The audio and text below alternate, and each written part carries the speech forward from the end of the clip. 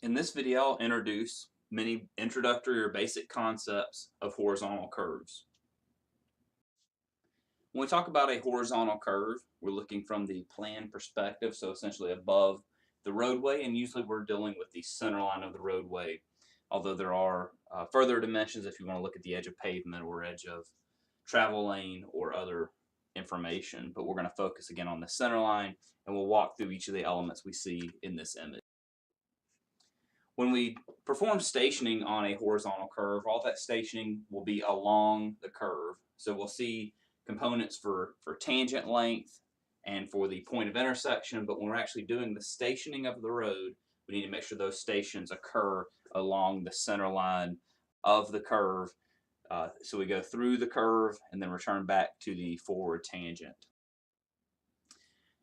Curves are the smooth transition between tangents. So we have a back tangent and a forward tangent, and again, the curve provides that smooth transition.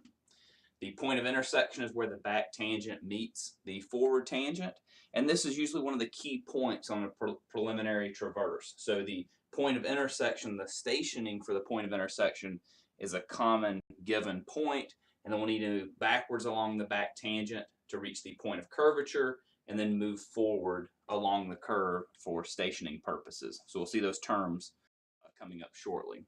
The intersecting angle I is the difference in the angle between the back tangent and the forward tangent at the point of intersection. The radius defines the sharpness or the flatness of the curve. It's just a simple arc of a circle. The point of curvature is where the curve leaves the tangent and starts to curve along the arc of the circle that again was defined by the radius r. The point of tangency occurs when you leave the curved portion and return to the tangent. That's the point of tangency, the PT. The length of the curve goes along the curve between the PC and the PT, and that's referred to as L. The tangent distance geometrically is the distance from the PC to the PI and also from the PI to the PT. However, in terms of calculations, the distance between the PI and the PT is rarely used. It isn't needed for stationing or other typical calculations. The central angle is I or delta and is equal to the intersecting angle. So those two angles are equal. LC is the long chord, and that's the straight line distance between the PC, the point of curvature, and the PT, the point of tangency.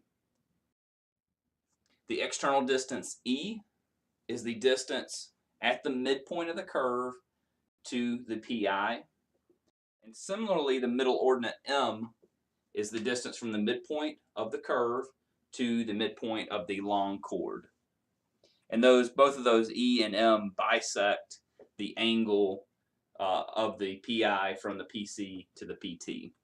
So right in the middle. Degree of curve is another way we define the sharpness or flatness of a curve.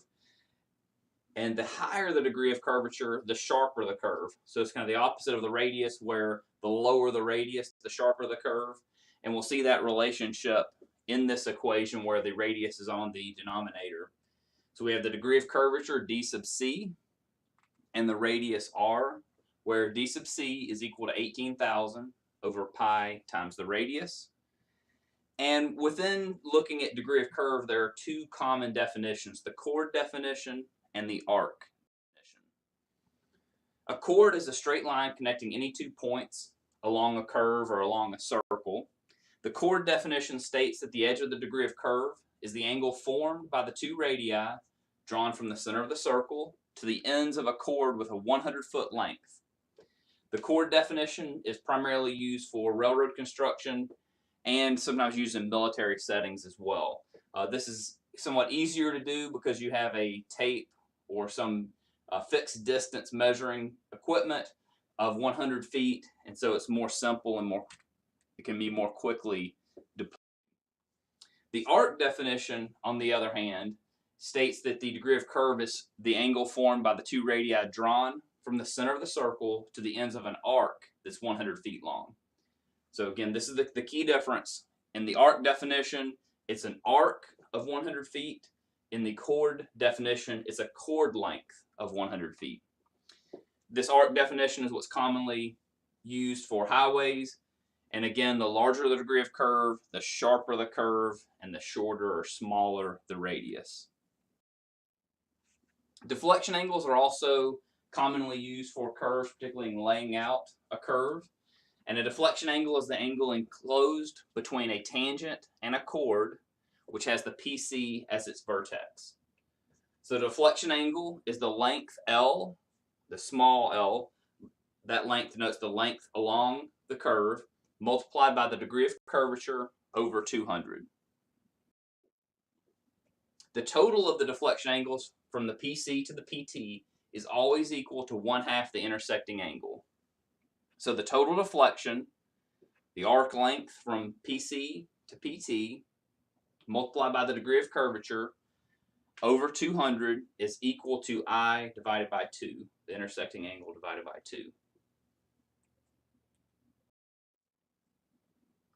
This is the dragon representing the tail of the dragon roadway. This is US 129, bordered by the Great Smoky Mountains that connects North Carolina and Tennessee. It's famous for having 318 curves in an 11-mile section of road, and is a very popular motorcycle and sports car road. To me, it's just interesting that there's a mascot for a roadway that's famous for its horizontal curves.